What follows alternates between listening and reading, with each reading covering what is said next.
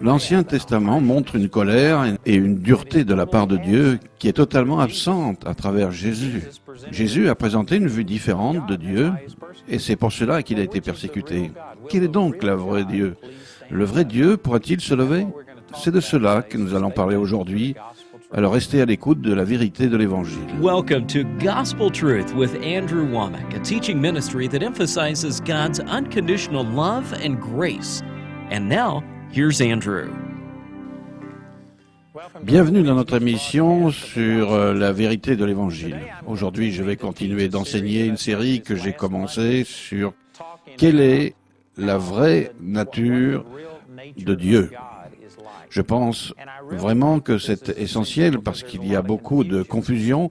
Et un des points que je traite est que beaucoup de confusion sur qui est Dieu vient d'une mauvaise compréhension de la Bible. Je sais que c'est une déclaration saisissante pour certaines personnes, mais vous savez, il y a deux différentes façons dont Dieu traite l'humanité. Et il y a l'Ancienne Alliance et la Nouvelle Alliance. La plupart des gens sont familiers avec ces termes.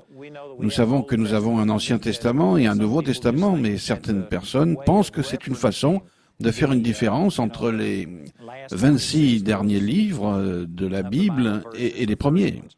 Certaines personnes ne comprennent pas qu'il s'agit de différentes alliances, différents contrats, différentes façons que Dieu a de traiter les gens. Sous l'Ancien Testament, il y avait une dureté et une colère de Dieu qui est complètement contre tous les préceptes du Nouveau Testament. Je sais que là, certains d'entre vous sont en train de penser que je dis des choses blasphématoires parce que vous êtes en train de dire que cette partie de la Bible n'est pas pour nous ou quelque chose comme ça. Non, ce n'est pas ce que je suis en train de dire. Mais je dis que c'est accompli et que Dieu a une différente façon de traiter le péché sous la Nouvelle Alliance. La chose principale qui a changé est que Jésus a porté toute la colère de Dieu et qu'il a attiré toute cette colère de Dieu sur lui. Et maintenant, nos péchés ont été placés sur Jésus. Il a été puni pour nos péchés. Cela a permis à Dieu de montrer une miséricorde et un amour et une gentillesse envers nous qui n'existaient pas sous l'Ancienne Alliance. Il y a une différence majeure entre la façon dont Dieu traite les gens aujourd'hui sous la Nouvelle Alliance et la façon dont il est traité sous l'Ancienne Alliance. Il est triste que la religion, qui est, comme vous le savez, le moyen principal pour connaître Dieu, a été lâchée sur cette terre. Mais la religion chrétienne, dans son ensemble, ne prêche pas que nous vivons sous une alliance nouvelle. Cependant, ils utilisent ces mots, mais une fois encore, ils vont en arrière et prennent des exemples dans lesquels Dieu agit de façon dure sous l'ancienne alliance. Et ils reviennent, vous, vers la nouvelle alliance et disent que c'est ce que Dieu va vous faire. J'ai montré que ce n'est pas une représentation de Dieu qui est exacte. Nous avons utilisé des versets dans Luc, chapitre 9, où Jésus était rejeté par les Samaritains et deux de ses disciples, Jacques et Jean, voulaient faire descendre le feu du ciel et tuer tous ces gens qui avaient persécuté Jésus. Il disait, est-ce que tu veux que nous fassions descendre le feu du ciel, comme l'a fait Élie, avant de détruire ces gens? Ils étaient retournés à 2 Rois, chapitre 1, et étaient en train d'essayer de suivre un exemple vu dans les Écritures. Et comme Jésus a-t-il répondu, dans Luc, chapitre 9, verset 55, il est dit, il les reprit et leur dit, vous ne savez pas quel esprit vous inspire de telles pensées. Car le Fils de Dieu est venu pour sauver les hommes et non pour les faire mourir. Et ils partirent alors dans une ville. Jésus a repris ses disciples parce qu'ils essayaient de faire ce qu'Élie avait fait dans l'Ancien Testament. Et j'ai donc fait cette déclaration que si Jésus avait été en vie sur la terre, dans son corps physique, bon, il existait comme partie de la divinité, mais s'il avait été dans un corps physique pendant son ministère terrestre, dans 2 Rois, chapitre 1, lorsque Élie a fait tomber le feu du ciel, Jésus aurait repris Élie. Ce n'était pas la vraie nature de Dieu. Ce n'est pas la vraie façon dont Dieu veut régler le problème du péché. Et personnellement, je peux voir cela. Vous savez, quand le 3e soldat sort avec ses 50 hommes et implore Élie d'avoir pitié et qu'Élie prie, Dieu lui dit d'aller avec lui et qu'il le protégera. Il aurait pu le protéger la première fois. Il n'était pas nécessaire de tuer ces 102 hommes. Maintenant, je ne veux pas dire que ce n'était pas le feu de Dieu qui est descendu, parce que ça l'était. Mais ces gens vivaient sous une dispensation différente, sous une alliance différente, où la colère de Dieu était déversée, et à cause de cela, des choses se passaient. Des choses qui ne pourront jamais arriver, ou qui n'arriveront jamais sous cette nouvelle alliance. Dieu a une différente façon de traiter les gens, et un manque de compréhension de cela a fait que de nombreuses personnes n'ont pas compris qui était Dieu. Donc aujourd'hui, il y a des gens qui montrent Dieu comme étant celui qui envoie les ouragans. Et Dieu est celui qui envoie les tsunamis, les tremblements de terre. Et Dieu a suspendu tous ces pays au-dessus de l'enfer par un fin lien qui est en feu. Et il est sur le point de nous juger ou de nous détruire. Est-ce que vous savez que l'Église aujourd'hui proclame ces choses au nom du Seigneur et que c'est une violation de la nouvelle alliance parce que toute la colère de Dieu a été placée sur Jésus et que Dieu ne nous juge pas aujourd'hui de la même façon qu'il jugeait les gens sous l'ancienne alliance. Mais il en retourne arrière et dit, regardez les Écritures, et il vous montre des versets de l'Ancien Testament. Mais il ne trouve pas ce qui est dans le Nouveau Testament. Cependant, il y a des choses qui vont être expliquées, et en avançant de cette série, je vais vous parler de toutes ces choses. Mais laissez-moi vous donner un exemple. Nous avons utilisé Luc chapitre 9, où les disciples de Jésus ont été repris pour avoir essayé de copier ce qui était fait dans l'Ancien Testament. Il y a une différence entre la façon de faire les choses sous l'Ancienne Alliance et la façon de faire les choses sous la Nouvelle Alliance. Voici un autre exemple dans Jean chapitre 8. Et dans ce cas, il y avait une femme prise en flagrant délit d'adultère, et il est dit. Alors les scribes et les pharisiens amenèrent une femme surprise en adultère. En la plaçant au milieu du peuple, ils dirent à Jésus, « Maître, cette femme a été surprise en flagrant délit d'adultère. Moïse, dans la loi, nous a ordonné de lapider de telles femmes. Toi, donc, que dis-tu » Ici encore, vous savez, les scribes et les pharisiens pensaient qu'ils auraient fait Jésus cette fois. Parce que selon la loi, et c'est à cela qu'il faisait allusion, Moïse avait commandé que si un homme ou une femme était pris en flagrant délit d'adultère, il devait être lapidé, et c'est la loi qui demandait cela. Et la loi disait que si vous ne les lapidez pas, vous êtes vous-même lapidé pour ne pas avoir respecté la loi. Ils pensaient donc qu'ils avaient réussi à avoir Jésus. Une ou l'autre de ces choses allait arriver. Pour éviter d'être lui-même lapidé, Jésus devrait condamner cette femme pour adultère et la lapider. Maintenant, s'il faisait cela, toute la grâce et la miséricorde et l'enseignement qu'il donnait sur combien Dieu aimait le pécheur serait tout simplement sapé. Les gens penseraient, eh bien, il n'est pas différent des scribes et des pharisiens, et ils le rejetteraient et il détruirait son propre ministère s'il condamnait cette femme. C'est une déclaration primordiale ici. Les gens ne reconnaissent pas cela. Ils pensent que Jésus était en train d'enseigner la même chose que tout ce qui avait toujours été enseigné. Non, Jésus est venu pour prêcher l'Évangile. Une toute nouvelle façon d'être en relation avec Dieu, une façon qui n'est pas basée sur vos péchés. Il a apporté la miséricorde, il a fréquenté des gens qui étaient interdits de fréquenter sous l'ancienne alliance. Jésus a montré de la miséricorde et de l'amour envers les gens d'une façon qui était complètement incompatible avec l'Ancien Testament. Et c'est ce qui a contrarié les Juifs de cette époque. Et ils étaient contre ce message. Donc, en lui emmenant cette femme, il pensait, s'il la condamne et fait ce que la Bible, ce que les Écritures de l'Ancien Testament commandent de faire, nous l'avons. Tous ceux qui le suivent vont le quitter parce qu'ils vont le considérer comme un hypocrite qui dit que Dieu est miséricordieux, mais ses actions, il va tuer cette femme prise en flagrant délit d'adultère. Il pensait donc qu'il l'avait s'il allait dans cette direction. Mais s'il ne la condamnait pas, il pouvait la lapider selon les Écritures parce qu'il n'avait pas respecté le jugement de Dieu. Il pensait donc que c'était une impasse, qu'il n'y avait aucune façon de se sortir de cette situation et qu'il le tenait vraiment. Vous savez, c'est juste de l'andiologie. Je ne peux pas vous prouver cela, mais il est dit dans Jean chapitre 8, verset 4, que cette femme avait été prise en flagrant délit d'adultère. Et vous savez quoi? Si j'ai bien compris, cela veut dire qu'il ne devrait pas y avoir seulement la femme, mais aussi l'homme. Il devait être deux pour faire cela. Cependant, ils ont simplement amené la femme. Il pouvait y avoir de multiples raisons à cela, mais vous savez quoi? Je pense que probablement une des raisons était que c'était un des scribes ou pharisiens.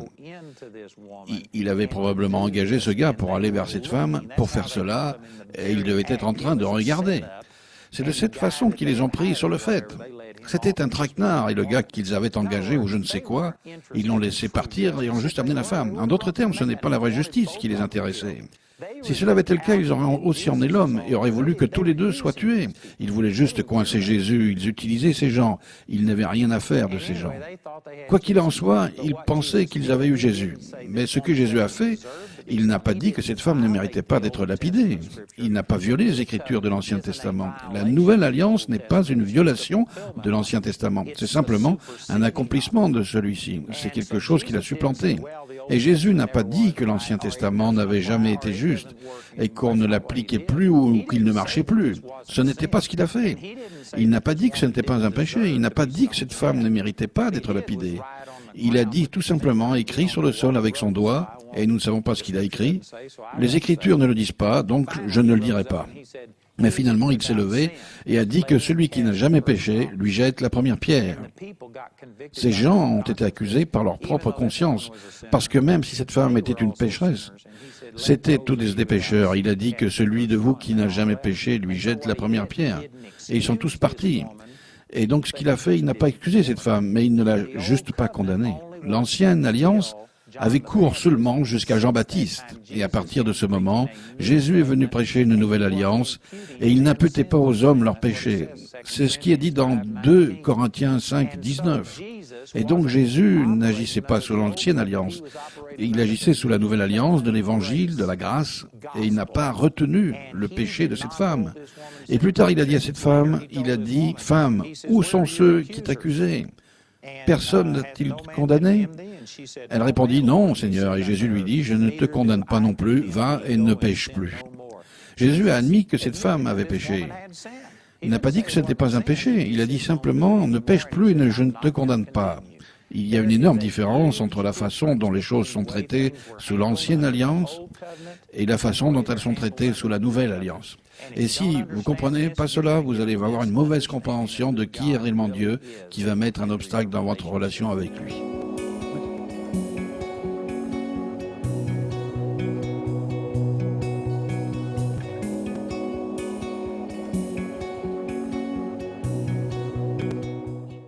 Maintenant, si vous ne comprenez pas qu'il y a une différence entre ces deux alliances et que la façon que Dieu a de traiter l'humanité a changé, vous savez, vous allez vous mettre du côté des pharisiens et vous condamneriez Jésus en disant « Mais la Bible dit cela, vous devez le faire. » Oui, elle le dit.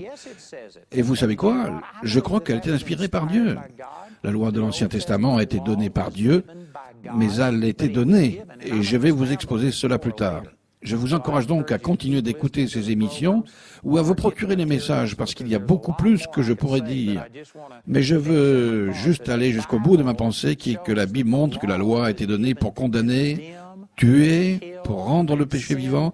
Et il y a eu une période où c'était une chose juste, mais maintenant que Jésus est venu, la loi, selon Galates chapitre 3, n'était effective que jusqu'à la venue de Jésus.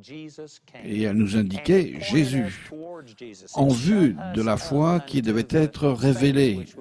Galates 3 dit que c'était comme notre maître d'école pour nous entraîner quand nous étions enfants et nous indiquer la bonne direction.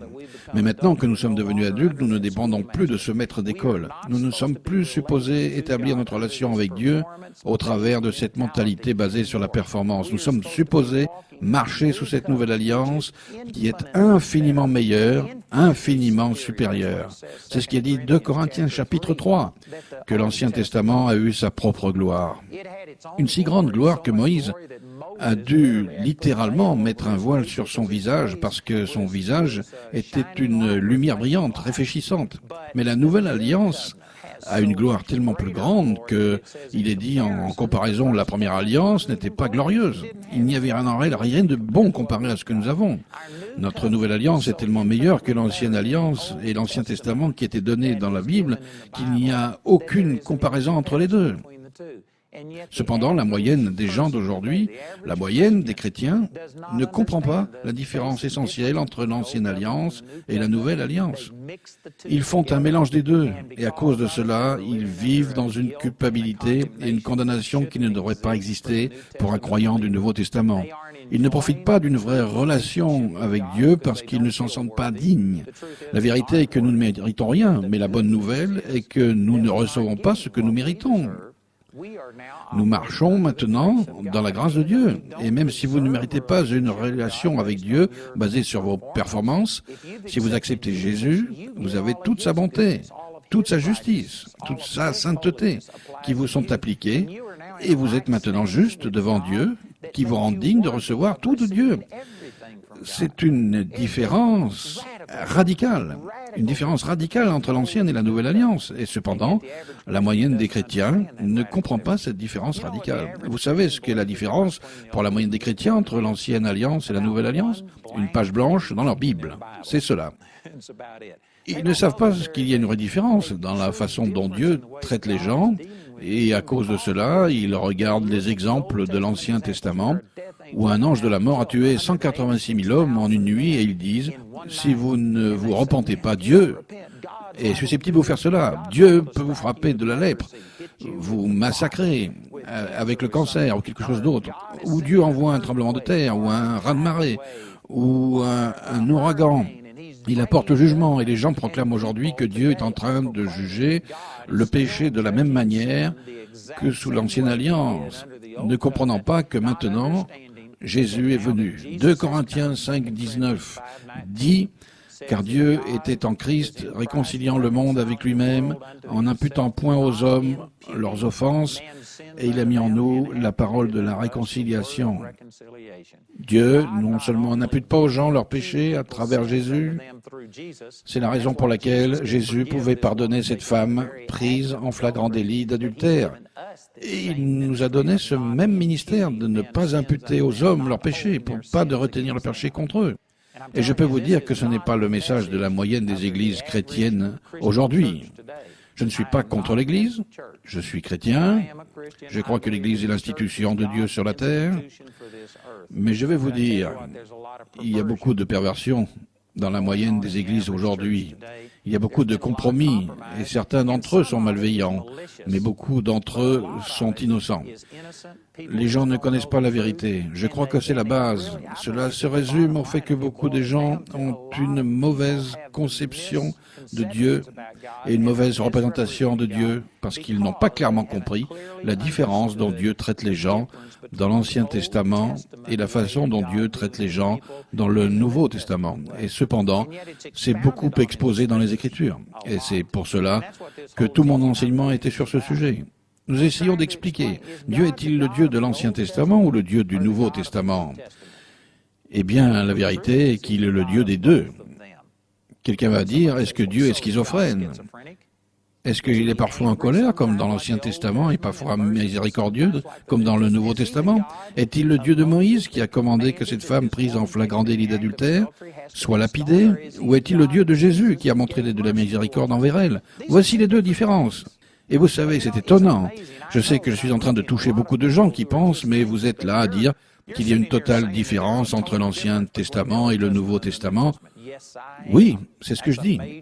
C'est une différence majeure. Il y a des gens qui disent « Oh non, non, il y a une énorme différence. » Et le fait même que nous ne la reconnaissions même pas, le fait même que beaucoup de gens soient rebutés par ce que je dis ici, alors que si c'est clairement établi dans les Écritures, est vraiment un témoignage qui montre combien cela est peu perçu et peu compris. Et c'est la raison pour laquelle les gens ont une mauvaise image de Dieu. Beaucoup de gens ont un cœur honnête et pur. Ils aiment Dieu. En fait, permettez-moi de vous présenter la chose de cette façon. J'ai grandi dans l'Église, je suis né de nouveau lorsque j'avais 8 ans. Il a fallu 18 ans avant que Dieu me remplisse vraiment du Saint-Esprit et que je donne un vrai sens à ma vie. Mais j'étais né de nouveau et j'aimais Dieu. Mais je supposais que tout ce qu'on m'avait enseigné était correct. Et à cause de cela, vous savez, quand je suis tombé amoureux du Seigneur et que je voulais témoigner aux gens, je me rappelle, j'attrapais les gens qui sortaient d'un grand magasin. S'ils avaient un paquet de cigarettes ou un pack de bière, je les attrapais et disais « Vous allez aller en enfer, repentez-vous !» Et j'allais dans les bars pour distribuer des tracts qui disaient qu'ils devaient se repentir, changer ou brûler. Je disais aux gens que Dieu était en colère après eux. Est-ce que vous savez que c'est la méthode de l'Ancien Testament pour révéler Dieu? Et je l'ai fait pendant toute une période parce que c'est ce qu'on m'avait enseigné. Et je pensais représenter Dieu de façon exacte. C'est ce qui se passait, ce que j'ai fait l'expérience au cours de laquelle Dieu m'avait montré son amour inconditionnel pour moi. Ce qui me motivait et qui m'avait fait commencer était cette expérience de l'amour inconditionnel de Dieu. Et cependant, je sortais et je commençais à montrer aux gens un amour sous condition parce que je n'avais pas renouvelé mon intelligence. Votre intelligence est comme un ordinateur. S'il est programmé avec quelque chose, il doit continuer à fonctionner selon cette programmation qui a été installée. Jusqu'à qu'il soit reprogrammé, vous devez renouveler ou reprogrammer votre intelligence. Et je dis tout cela pour vous dire, vous savez quoi? Il y a des gens qui sont simplement mal intentionnés dans leur façon de représenter Dieu. Mais il y a d'autres gens qui sont sincères, mais qui se trompent sincèrement. Ce n'est pas une représentation exacte. Donc, ce que je fais, j'essaye systématiquement d'avancer et de vous montrer la différence entre l'ancienne alliance et la nouvelle alliance. Pourquoi il y a deux différentes alliances? Comment il n'y a qu'une seule vraie nature de Dieu, qui est l'amour, et que Dieu ne nous donne pas un rapport de ce que nous méritons. Et je vous assure que si vous recevez cet enseignement, je crois qu'il va faire une grande différence dans votre vie. Vous savez, laissez-moi utiliser une autre illustration. Certains d'entre vous sont trop jeunes pour se rappeler cela. Mais lorsque j'étais enfant, dans les années 50, je me rappelle qu'il y avait une émission que mes parents avaient l'habitude de regarder qui s'appelait « Quelle est ma ligne ?» Et il y avait un présentateur. Il y avait un jury constitué de 4 personnes et ensuite 3 personnes entraient et elles se signalaient et disaient que leur nom était John Doe ou autre. Les personnes entraient et ces 3 personnes prétendaient être un invité mystère. Et donc le jury posait des questions, essayait de trouver dans quel domaine il était et il posait des questions pour essayer d'identifier qui disait la vérité et qui était le menteur. Et donc, après un moment, ils votaient et disaient, je crois que c'est le numéro 1, 2, 3 ou autre. Ils inscrivaient leur vote et ensuite l'animateur disait que le vrai monsieur John Doe se lève. Et l'un commençait à se lever, puis un autre, et il faisait des allers-retours et finalement, le vrai se levait et c'était toujours intéressant d'essayer de deviner qui était la bonne personne. Mais vous savez, dans un sens, voici la raison pour laquelle je vous parle de cela. C'est pour dire que certaines personnes sont comme cela vis-à-vis de Dieu. Dieu a tellement été mal représenté et mal compris que les gens disent, bon, est-ce que Dieu est le Dieu de l'Ancien Testament, comme au temps d'Élie, qui va faire descendre le feu et tuer 102 personnes? Ou est-il le Dieu de Jésus, qui a repris ses disciples quand ils ont voulu faire la même chose qu'Élie? Est-il le Dieu de Moïse, qui dit de lapider cette femme dans Jean chapitre 8? Ou est-il le Dieu de Jésus, qui lui a montré sa miséricorde en disant, va, je ne te condamne pas? Vous savez, lequel est-ce? Est-ce que c'est le vrai Dieu pour se lever? C'est ce que ressentent beaucoup de gens. Ils ont l'impression que Dieu est schizophrène. Vous ne savez pas s'il est de bonne ou de mauvaise humeur. Une fois, un homme est venu me voir pour me dire qu'il imaginait Dieu appuyé sur la rampe du ciel avec un éclair, en train de regarder s'il faisait quelque chose de mal, et la première fois qu'il a fait quelque chose de mal, eh bien voilà, le jugement de Dieu. C'est de cette façon qu'il voyait Dieu. Vous savez, c'est typiquement l'impression de Dieu qu'ont les gens au travers de l'Ancien Testament. Mais au travers de Jésus, vous avez une impression totalement différente. Quelle est la vraie nature de Dieu? Eh bien, je vais vous dire que la vraie nature de Dieu est qu'il est un Dieu d'amour et de miséricorde. Et cela amène la question, alors pourquoi cette colère de Dieu dans l'Ancien Testament? Je suis heureux que vous le demandiez. Et vous savez quoi? C'est sur ce quoi j'enseigne, mais je vais devoir continuer dans ma prochaine émission.